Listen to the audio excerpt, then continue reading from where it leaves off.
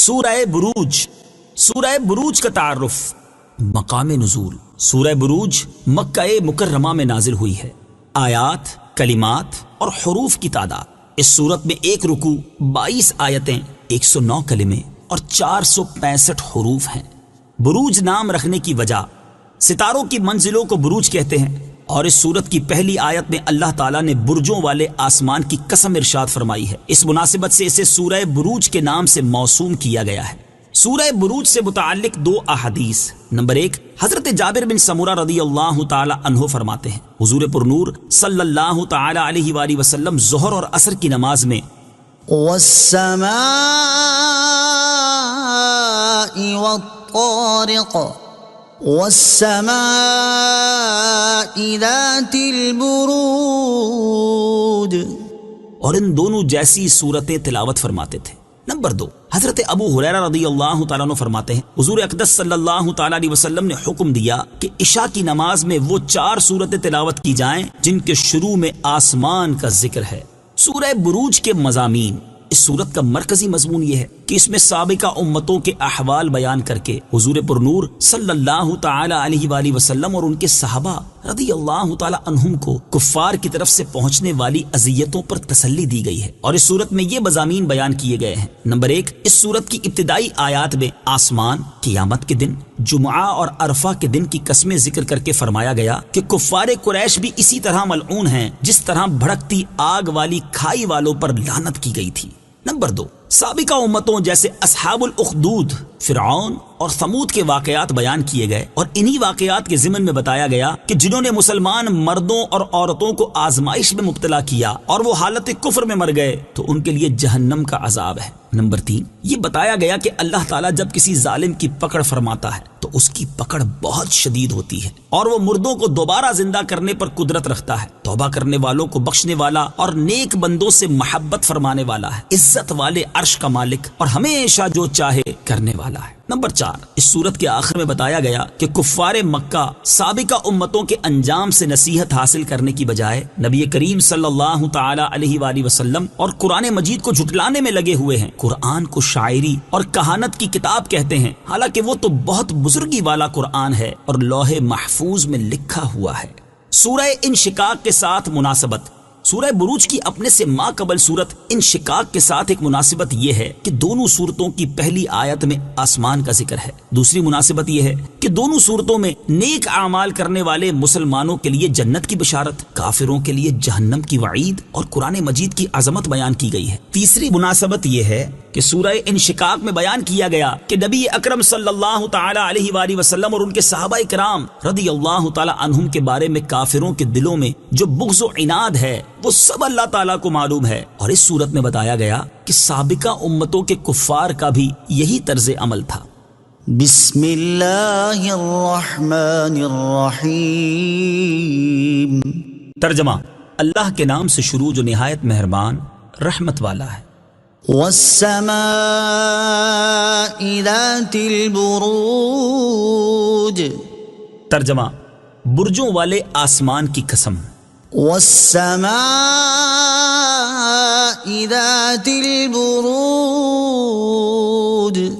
برجوں والے آسمان کی قسم۔ تفسیر صراط الجنان میں ہے، آسمان میں موجود برجوں کی تعداد 12 ہے، اور ان کی قسم اس لیے ارشاد فرمائی گئی کہ ان میں اللہ تعالیٰ کی حکمت کے عجائبات نمودار ہیں، جیسے سورج، چاند اور ستاروں کا ان بروج میں ایک معین اندازے پر چلنا اور اس چال میں اختلاف نہ ہونا وغیرہ۔ نوٹ، ان بروج کی تفصیل سورہ فرقان کی آیت نمبر 61 میں بیان ہو چکی ہے۔ امام احمد رضا خان رحمت اللہ تعالی علیہ اپنے لکھے ہوئے مشہور کلام قصیدہ نور میں انہی 12 برجوں کا ذکر کر کے اللہ تعالیٰ کے حبیب صلی اللہ تعالی علیہ وآلہ وسلم کی شان اس طرح بیان کرتے ہیں: 12ویں کے چاند کا مجرا ہے سجدہ نور کا، 12 برجوں سے جھکا ایک ایک ستارہ نور کا۔ واليوم الموعود وشاهد ومشهود۔ ترجمہ، اور اس دن کی جس کا وعدہ ہے اور گواہ دن کی اور اس دن کی جس میں لوگ حاضر ہوتے ہیں۔ واليوم الموعود۔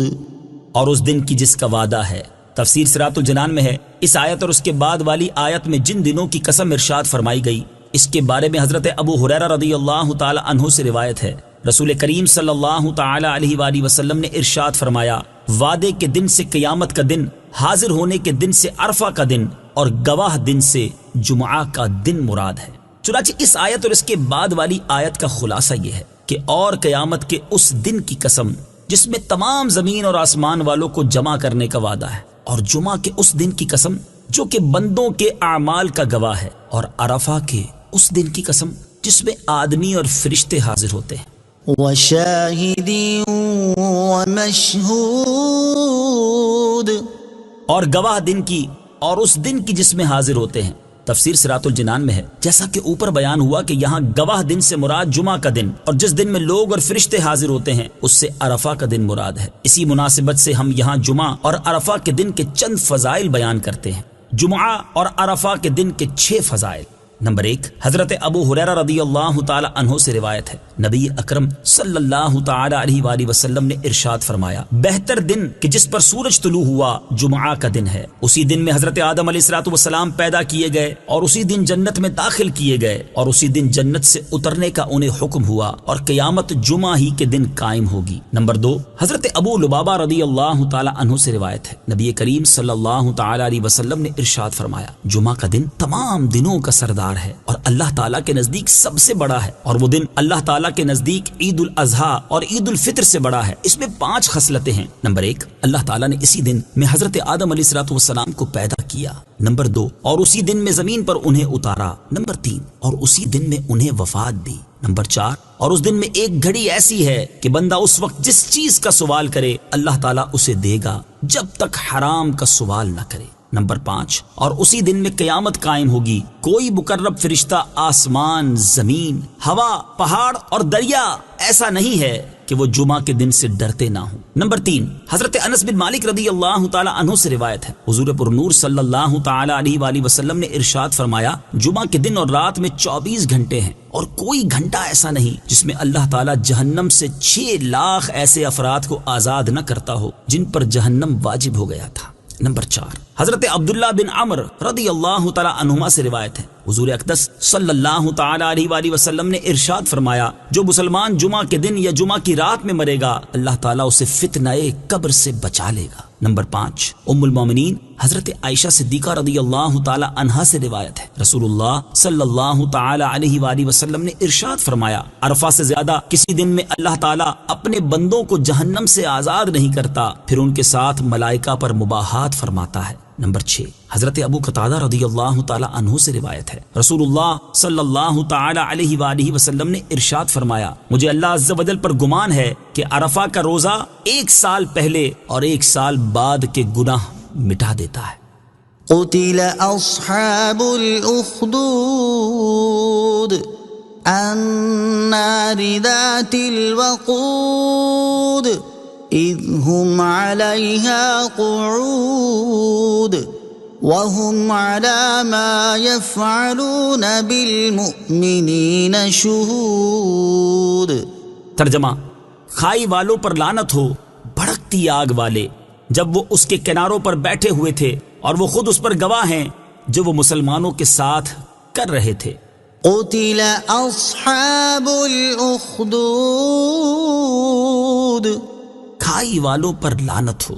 تفسیر صراط الجنان میں ہے، اس سے اوپر والی آیات میں اللہ تعالیٰ نے آسمان، قیامت کے دن، جمعہ اور عرفہ کے دن کی قسمیں ارشاد فرما کر اس آیت اور اس کے بعد والی 3 آیات میں فرمایا کہ کفار قریش بھی اسی طرح ملعون ہیں جس طرح بھڑکتی آگ والی کھائی والوں پر اس وقت لعنت کی گئی جب وہ اس کھائی کے کناروں پر کرسیاں بچھائے بیٹھے ہوئے تھے اور مسلمانوں کو آگ میں ڈال رہے تھے، اور شاہی لوگ بادشاہ کے پاس آ کر ایک دوسرے کے لیے گواہی دیتے تھے کہ انہوں نے حکم کی تعمیل کرنے میں کوتاہی نہیں کی اور ایمانداروں کو آگ میں ڈال دیا۔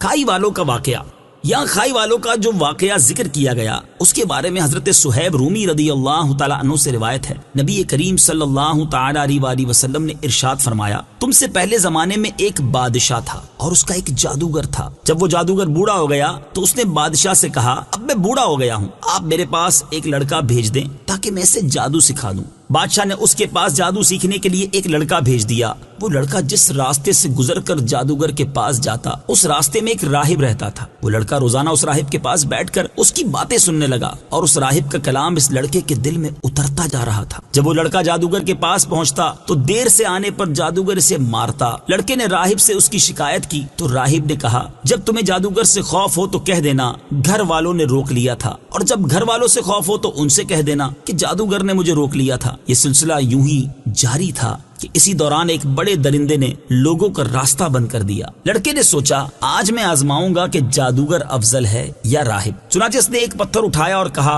اے اللہ عز و جل، اگر تجھے راہب کے کام جادوگر سے زیادہ پسند ہیں تو اس پتھر سے جانور کو ہلاک کر دے تاکہ لوگ راستے سے گزر سکیں۔ چنانچہ جب لڑکے نے پتھر مارا تو وہ جانور اس کے پتھر سے مر گیا۔ پھر اس نے راہب کے پاس جا کر اسے اس واقعے کی خبر دی تو اس نے کہا اے بیٹے، آج تم مجھ سے افضل ہو گئے ہو، تمہارا مرتبہ وہاں تک پہنچ گیا ہے جسے میں دیکھ رہا ہوں۔ ان قریب تم مصیبت میں گرفتار ہوگے، اور جب تم مصیبت میں گرفتار ہو تو کسی کو میرا پتہ نہ دینا۔ اس کے بعد اس لڑکے کی دعائیں قبول ہونے لگی اور اس کی دعا سے مادرزاد اندھے اور برس کے مریض اچھے ہونے لگ گئے اور وہ تمام بیماریوں کا علاج کرنے لگا۔ بادشاہ کا ایک ساتھی نابینا ہو گیا تھا، اس نے جب یہ خبر سنی تو وہ اس لڑکے کے پاس بہت سے تحائف لے کر آیا اور اس سے کہا اگر تم نے مجھے شفا دے دی تو میں یہ سب چیزیں تمہیں دے دوں گا۔ لڑکے نے کہا میں کسی کو شفا نہیں دیتا، بلکہ شفا تو اللہ تعالیٰ دیتا ہے۔ اگر تم اللہ تعالیٰ پر ایمان لے آؤ تو میں اللہ تعالیٰ سے دعا کروں گا اور وہ تمہیں شفا عطا کر دے گا۔ چنانچہ وہ اللہ تعالیٰ پر ایمان لے آیا تو اللہ عز و جل نے اسے شفا دے دی۔ جب وہ بادشاہ کے پاس گیا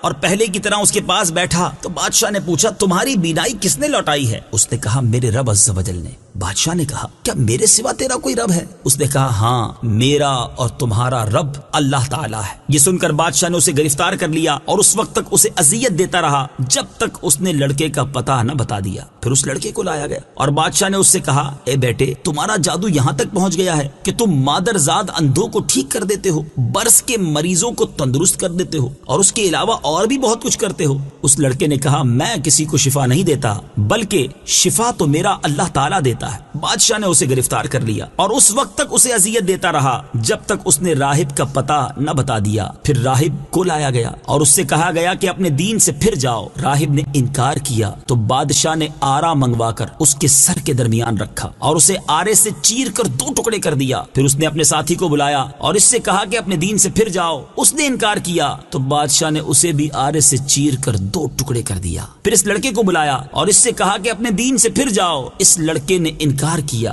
تو بادشاہ نے اپنے چند ساتھیوں سے کہا اس لڑکے کو فلاں پہاڑ پر لے جاؤ اور اسے لے کر پہاڑ کی چوٹی پر چڑھ جاؤ۔ اگر یہ اپنے دین سے پھر جائے تو ٹھیک، ورنہ اسے پہاڑ کی چوٹی سے نیچے پھینک دینا۔ وہ لوگ اس لڑکے کو لے کر گئے اور پہاڑ پر چڑھ گئے۔ اس لڑکے نے دعا کی اے اللہ عز و جل، تو جس طرح چاہے مجھے ان سے بچا لے۔ اسی وقت ایک زلزلہ آیا اور وہ سب لوگ پہاڑ سے نیچے گر گئے۔ اس کے بعد وہ لڑکا بادشاہ کے پاس چلا گیا تو بادشاہ نے اس سے پوچھا جو لوگ تمہارے ساتھ گئے تھے ان کا کیا ہوا؟ لڑکے نے جواب دیا کہ اللہ تعالیٰ نے مجھے ان سے بچا لیا۔ بادشاہ نے پھر اسے اپنے چند ساتھیوں کے حوالے کیا اور کہا کہ اسے ایک کشتی میں سوار کر کے سمندر کے وسط میں لے جاؤ۔ اگر یہ اپنا دین چھوڑ دے تو ٹھیک، ورنہ اسے سمندر میں پھینک دینا۔ وہ لوگ اسے سمندر میں لے گئے تو اس نے دعا کی اے اللہ عز و جل، تو جس طرح چاہے مجھے ان سے بچا لے۔ وہ کشتی فوراً الٹ گئی اور اس لڑکے کے علاوہ سب لوگ غرق ہو گئے۔ وہ لڑکا پھر بادشاہ کے پاس چلا گیا تو بادشاہ نے پوچھا جو لوگ تمہارے ساتھ گئے تھے ان کا کیا ہوا؟ اس نے کہا اللہ تعالیٰ نے مجھے ان سے بچا لیا۔ پھر اس نے بادشاہ سے کہا تم مجھے اس وقت تک قتل نہیں کر سکو گے جب تک میرے کہنے کے مطابق عمل نہ کرو۔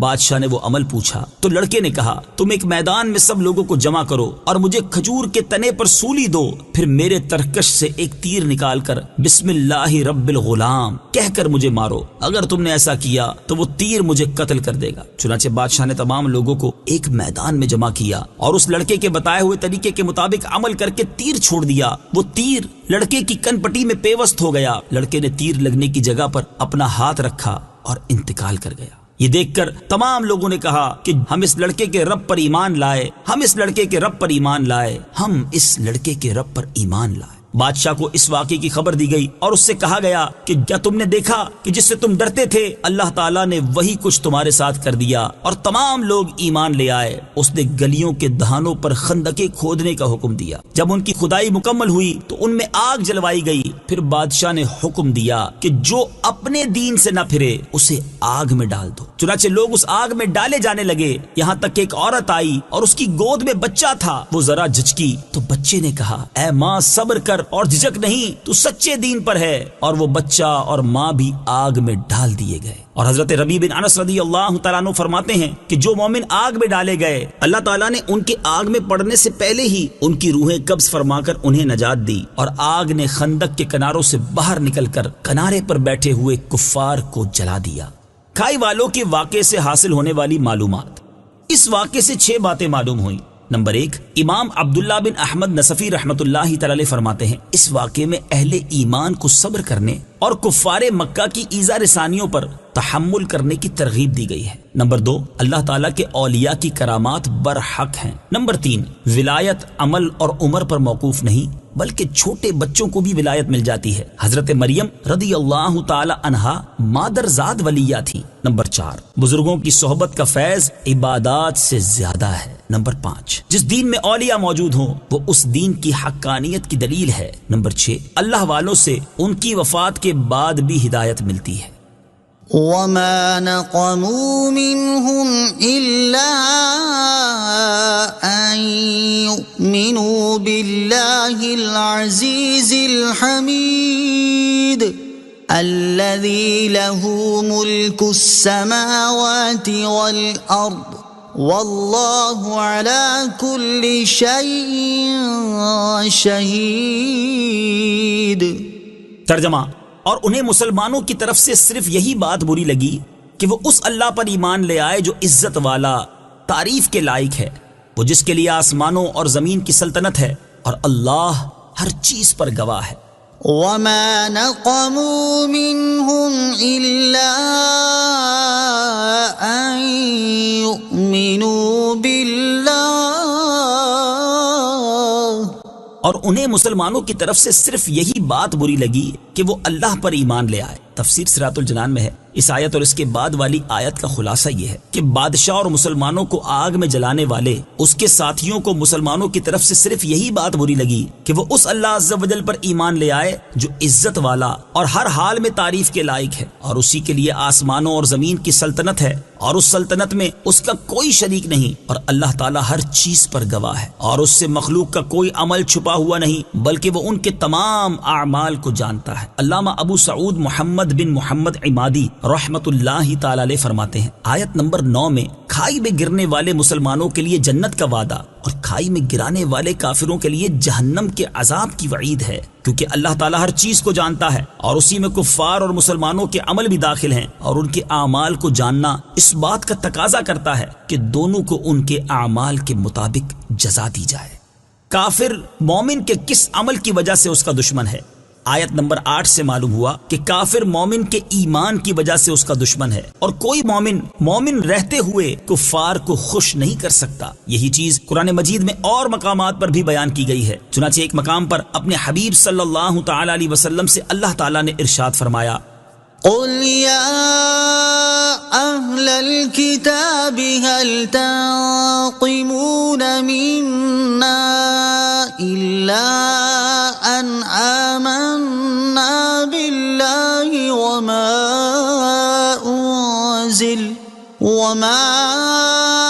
أنزل إلينا وما أنزل من قبل وأن أكثركم فاسقون۔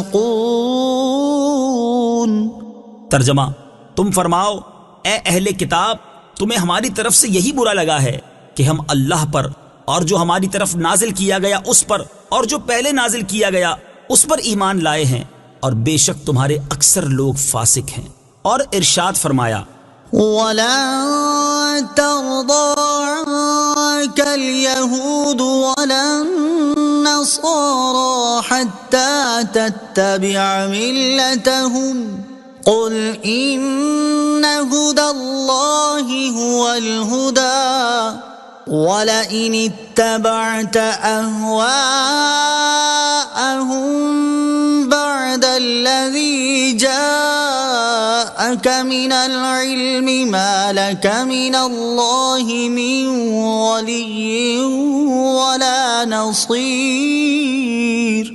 ترجمہ، اور یہودی اور عیسائی ہرگز آپ سے راضی نہ ہوں گے جب تک آپ ان کے دین کی پیروی نہ کر لیں۔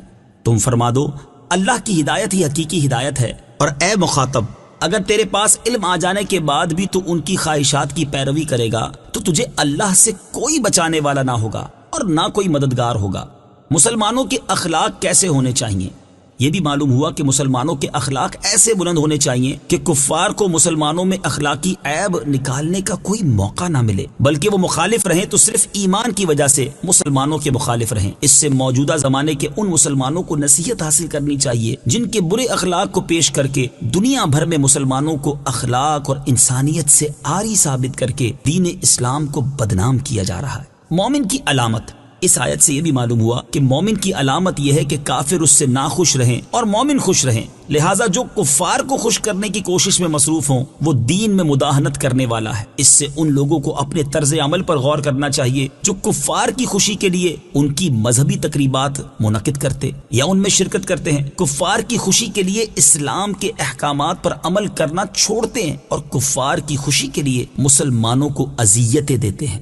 إن الذين فتنوا المؤمنين والمؤمنات ثم لم يتوبوا فلهم عذاب جهنم ولهم عذاب الحريق إن الذين آمنوا وعملوا الصالحات لهم جنات تجري من تحتها الأنهار ذلك الفوز الكبير۔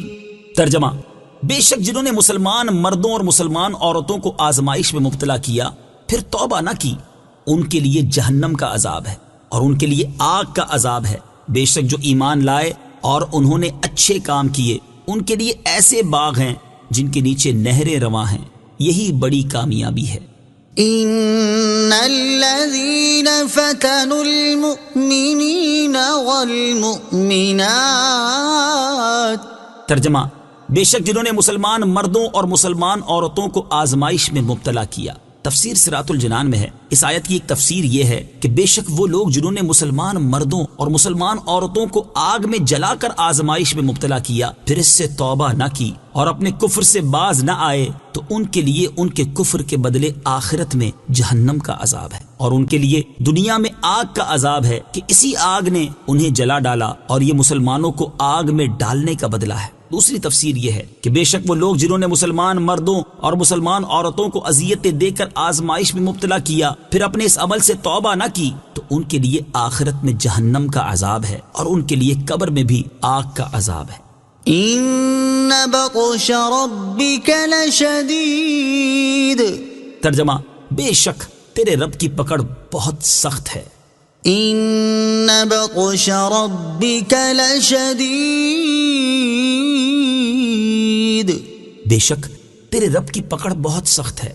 تفسیر صراط الجنان میں ہے، ارشاد فرمایا کہ اے پیارے حبیب صلی اللہ تعالی علیہ وآلہ وسلم، بے شک آپ کا رب عز و جل جب ظالموں کو اپنے عذاب میں پکڑتا ہے تو اس کی پکڑ بہت سخت ہوتی ہے، اگرچہ یہ پکڑ کچھ عرصہ ظالموں کو مہلت دینے کے بعد ہو، کیونکہ انہیں مہلت دینا عاجز ہونے کی وجہ سے نہیں بلکہ حکمت کی وجہ سے ہوتا ہے۔ ظالموں کے لیے نصیحت، اس آیت میں ہر اس شخص کے لیے نصیحت ہے جو لوگوں پر ظلم کرتا ہے کہ اگرچہ ابھی اللہ تعالیٰ نے اس کی پکڑ نہیں فرمائی لیکن جب بھی اللہ تعالیٰ نے اس کے ظلم کی وجہ سے اس کی گرفت فرمائی تو وہ بہت سخت ہوگی، اور یہ گرفت دنیا میں بھی ہو سکتی ہے اور آخرت میں بھی، جیسا کہ حضرت ابو سعید خدری رضی اللہ تعالی عنہ سے روایت ہے کہ رسول اللہ صلی اللہ تعالی علیہ وسلم نے ارشاد فرمایا، اے لوگو اللہ عز و جل سے ڈرو، خدا کی قسم جو مومن دوسرے مومن پر ظلم کرے گا تو قیامت کے دن اللہ عز و جل اس ظالم سے انتقام لے گا۔ اور حضرت انس رضی اللہ تعالیٰ عنہ سے روایت، رسول اکرم نور مجسم صلی اللہ تعالی علیہ وسلم نے ارشاد فرمایا، جس نے کسی ظالم کی اس کے ظلم پر مدد کی تو قیامت کے دن اس حال میں آئے گا کہ اس کی پیشانی پر لکھا ہوگا یہ اللہ عز و جل کی رحمت سے مایوس ہے۔ اور حضرت علی المرتضی کرم اللہ تعالی وجہہ الکریم سے روایت ہے، سرور کائنات صلی اللہ تعالی علیہ وسلم نے ارشاد فرمایا، مظلوم کی بد دعا سے بچو کیونکہ وہ اللہ تعالی سے اپنا حق مانگتا ہے اور اللہ تعالی کسی حقدار کو اس کے حق سے منع نہیں کرتا۔ اللہ تعالیٰ ظالموں کو اپنے ظلم سے باز آنے کی توفیق عطا فرمائے اور ہمیں ظالموں کے ظلم اور شریروں کے شر سے محفوظ فرمائے، آمین۔ إنه هو يبدئ ويعيد وهو الغفور الودود ذو العرش المجيد فعال لما يريد۔ ترجمہ، بے شک وہ پہلے پیدا کرتا ہے اور وہی دوبارہ پیدا کرے گا، اور وہی بخشنے والا ہے، محبت فرمانے والا ہے، عرش کا مالک، عزت والا ہے، ہمیشہ جو چاہے کرنے والا ہے۔ إنه هو يبدئ، بے شک وہ پہلے پیدا کرتا ہے۔ تفسیر صراط الجنان میں ہے، یعنی بے شک اللہ تعالیٰ بندوں کو پہلے دنیا میں پیدا کرتا ہے، پھر ان کی موت کے بعد قیامت کے دن انہیں دوبارہ زندہ کرے گا تاکہ انہیں ان کے اعمال کی جزا دے، اور جو پہلی بار پیدا کرنے اور دوبارہ زندہ کرنے پر قادر ہے، جب وہ کسی کی پکڑ فرمائے گا تو وہ پکڑ بھی انتہائی سخت ہوگی۔ وهو الغفور الودود، اور وہی بخشنے والا ہے، محبت فرمانے والا ہے۔ یعنی جو کافر اپنے کفر سے توبہ کر کے ایمان لے آئے، اسی طرح جو گناہگار مسلمان اپنے گناہوں سے توبہ کر لے تو اسے اللہ تعالیٰ ہی بخشنے والا ہے، بلکہ اگر اللہ تعالیٰ چاہے تو گناہگار مسلمان کو توبہ کے بغیر ہی بخش سکتا ہے، اور وہی اپنے نیک بندوں سے محبت فرمانے والا ہے۔ هل أتاك حديث الجنود فرعون وثمود۔ ترجمہ، کیا تمہارے پاس لشکروں کی بات آئی، فرعون اور سمود؟ هل أتاك حديث الجنود، کیا تمہارے پاس لشکروں کی بات آئی؟ تفسیر صراط الجنان میں ہے، اس سے پہلی آیات میں کفار کی طرف سے اہل ایمان کو اذیتیں پہنچنے کے حوالے سے اصحاب الاخدود کا حال بیان کر کے تاجدار رسالت صلی اللہ تعالی علیہ وآلہ وسلم اور ان کے صحابہ کرام کو تسلی دی گئی، اور اب یہاں سے اصحاب الاخدود سے بھی پہلے کے کفار کا حال بیان کر کے تسلی دی جا رہی ہے۔ چنانچہ اس آیت اور اس کے بعد والی آیت کا خلاصہ یہ ہے کہ اے پیارے حبیب صلی اللہ تعالی علیہ وآلہ وسلم، بے شک آپ کے پاس فرعون اور اس کی قوم اور سمود کے ان لشکروں کی خبر آئی ہے جنہیں کافر لوگ انبیاء کرام علیہ الصلوۃ والسلام کے مقابلے میں لائے تھے، اور آپ کو ان کے انجام کے بارے میں معلوم بھی ہے کہ وہ لشکر اپنے کفر کے سبب ہلاک کر دیے گئے، لہٰذا آپ اپنی قوم کو اللہ تعالیٰ کی سخت پکڑ کے بارے میں بتائیں اور انہیں سابقہ کفار کے حالات اور ان کا انجام سنا کر ڈرائیں کہ اگر تم اپنی حرکتوں سے باز نہ آئے تو تمہارا انجام بھی انہی جیسا ہوگا۔ آیت هل أتاك حديث الجنود سے حاصل ہونے والی معلومات، اس سے دو باتیں معلوم ہوئی۔ نمبر ایک، عبرت حاصل کرنے کے لیے کفار کے عذاب سے متعلق سچی تاریخی خبریں معلوم کرنا جائز بلکہ ثواب کا کام ہے۔ نمبر دو، جب عبرت حاصل کرنے کے لیے کفار کے عذاب کی سچی خبریں معلوم کرنا ثواب کا کام ہے تو انبیاء کرام علیہ الصلوۃ والسلام اور اللہ تعالیٰ کے اولیاء کی سیرت و حالات سے متعلق سچی تاریخی خبریں پڑھنا اور پڑھانا، سننا اور سنانا، تاکہ ان کی پیروی اور اللہ تعالیٰ کی عبادت کرنے کا شوق پیدا ہو، یہ بھی ثواب کا کام ہے۔ اور بزرگان دین کا عرس منانے اور 11ویں شریف کی محافل سجانے سے اصل مقصود یہی ہوتا ہے کہ لوگوں کو جمع کر کے ان بزرگوں کے سچے حالات زندگی سنائے جائیں تاکہ وہ اللہ تعالیٰ کی اطاعت و فرما برداری کرنے کا نتیجہ دنیا میں اپنی آنکھوں سے دیکھ لیں کہ جس نے اللہ تعالیٰ کی اطاعت میں زندگی گزاری اور دنیا میں رہ کر اپنے رب عز و جل کو راضی کر لیا تو دنیا سے چلے جانے کے بعد اسے کتنی عزت ملی اور اللہ تعالیٰ نے اس کی شان کو کتنا بلند کیا، اور یوں ان میں اللہ تعالیٰ کی اطاعت اور عبادت کرنے کا ذوق و شوق پیدا ہو، گناہوں سے توبہ کرنے اور اللہ تعالیٰ کی نافرمانی سے بچنے کی رغبت پیدا ہو، اور لوگ اپنے ظاہر کی اصلاح کرنے کے ساتھ ساتھ اپنے باطن کی اصلاح کرنے کی طرف بھی مائل ہوں۔ البتہ یہ بات خاص طور پر یاد رہے کہ اللہ تعالیٰ کے اولیاء کا عرس منانا جائز ہے اور منانا بھی چاہیے کہ اس سے لوگوں کو اپنی اصلاح کرنے کا موقع ملتا ہے، لیکن ان کا عرس منانے میں کوئی ایسا کام کرنے کی ہرگز اجازت نہیں ہے جس سے شریعت نے منع کیا ہو، مثلاً عرس کے موقع پر ڈھول بجانا، گانے بجانے کے آلات کے ساتھ قوالی کرنا، آتش بازی کرنا، عورتوں کا ڈانس کرنا اور دیگر وہ تمام چیزیں جنہیں کرنے سے شریعت نے منع کیا ہے۔ لہٰذا بزرگان دین کا عرس اس طرح منائیں کہ اس میں کوئی بھی غیر شرعی کام نہ ہو تاکہ اس کی برکات حاصل ہوں۔ ہمارے زمانے میں شریعت کے دائرے میں رہ کر جو فاتحہ، سویم، چہلم، برسی اور عرس وغیرہ کیے جاتے ہیں ان کی شرعی حیثیت کے بارے میں معلومات حاصل کرنے کے لیے فتاوی رضویہ جلد نمبر 9 سے اعلیٰ حضرت امام احمد رضا خان کا رسالہ الحجۃ الفائحہ لطیب تعیین والفاتحہ دن متعین کرنے اور مروجہ فاتحہ، سویم وغیرہ کا ثبوت مطالعہ فرمائیں۔ بل الذين كفروا في تكذيب والله من ورائهم محيط۔ ترجمہ، بلکہ کافر جھٹلانے میں لگے ہوئے ہیں اور اللہ ان کے پیچھے سے انہیں گھیرے ہوئے ہے۔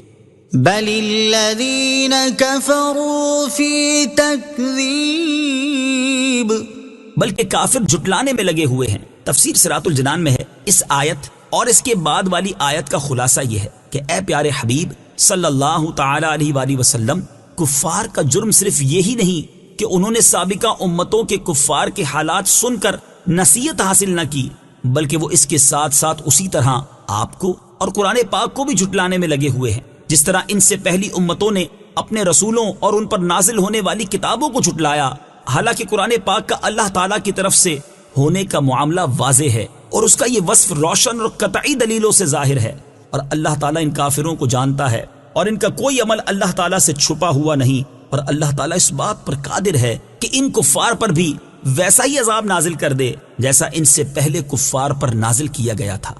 بل هو قرآن مجید فی لوح محفوظ۔ ترجمہ، بلکہ وہ بہت بزرگی والا قرآن ہے لوح محفوظ میں۔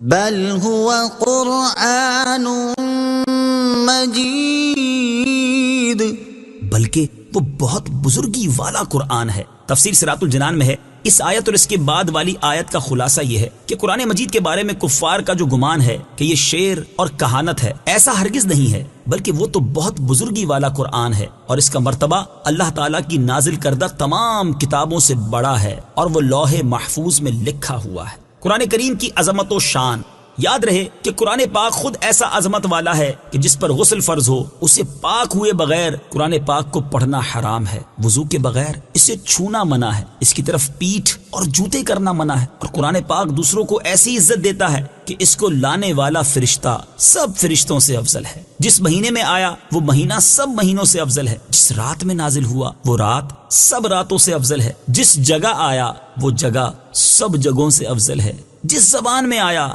وہ زبان تمام زبانوں سے افضل ہے، اور جس محترم نبی پر نازل ہوا وہ نبی تمام نبیوں اور رسولوں علیہم الصلاۃ والسلام کا سردار ہے۔ صدق اللہ العظیم۔